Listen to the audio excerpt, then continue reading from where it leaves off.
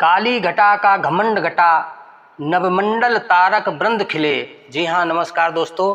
आज हम दो शब्दों की चर्चा करेंगे, एक शब्द अहंकार और एक शब्द है घमंड।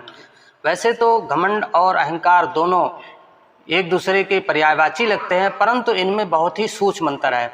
तो इस सूक्ष्म अंतर को समझने के लिए हमारे वीडियो में अंत तक बने रहिए। तो आइए जानते हैं सबसे पहले अहंकार। अहंकार शब्द जो है दो शब्दों से मिलकर के बना हुआ है। एक शब्द है इसमें अहम और दूसरा है कार।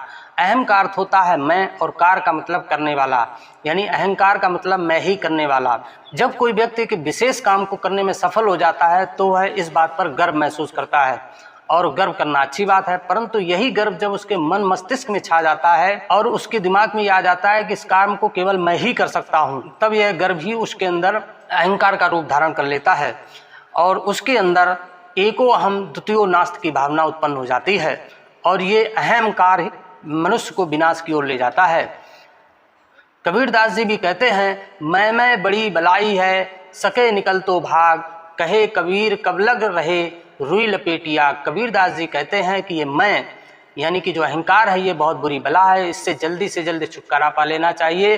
जिस प्रकार से रुई में आग जब लग जाती है उसको भस्म कर देती है, उसी तरह से अहंकार मनुष्य को जला करके राख कर देता है। भगवत गीता में भी श्री कृष्ण भगवान जी ने कहा है, अहंकारम बलम दर्प कामम क्रोधम च संसृता मामात्मम परमे देहेषु प्रदृश्यन्तो वैसुका। यानी कि अहंकार, बल, हठ, कामना, क्रोध, ये सभी जब मनुष्य के अंदर आश्रय ले लेते हैं तो वह मनुष्य परमात्मा से द्वेष करने लगता है और अपने आप को परमात्मा से भी बड़ा समझने लगता है, जिस प्रकार से रावण अपने आप को परमात्मा से भी बड़ा समझने लगा था। अब हम बात करते हैं घमंड की।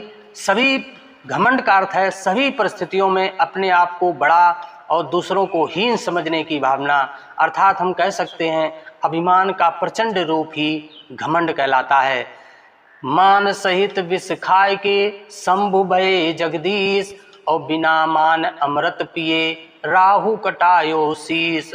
यानी कि जिस समय समुद्र मंथन हुआ था उस समय सबसे पहले विष निकला था, और उस जहर से सृष्टि का नाश ना हो जाए तो शंकर जी ने उस विष को पी लिया था, और वह विष उनके कंठ में समा गया, जिससे उनका कंठ नीला हो गया और वो नीलकंठ कहलाए। लेकिन उन्होंने सृष्टि को बचा करके भी उनके अंदर लेश मात्र भी घमंड नहीं आया। परंतु जब विष्णु भगवान ने मोहिनी का रूप धारण करके देवताओं को अमृत पिलाया तो देवताओं की लाइन में राहु देवताओं का भेष बदल करके लाइन में खड़ा होकर के और उसने अमृत पी लिया, और उसके अंदर एक घमंड आ गया, घमंडी हो गया कि अब मुझे दुनिया में कोई नहीं मार सकता है। लेकिन जब भगवान विष्णु को पता चला तब उन्होंने अपने सुदर्शन चक्र से उसका सिर काट दिया और उसका घमंड चूर चूर हो गया। थैंक यू, धन्यवाद।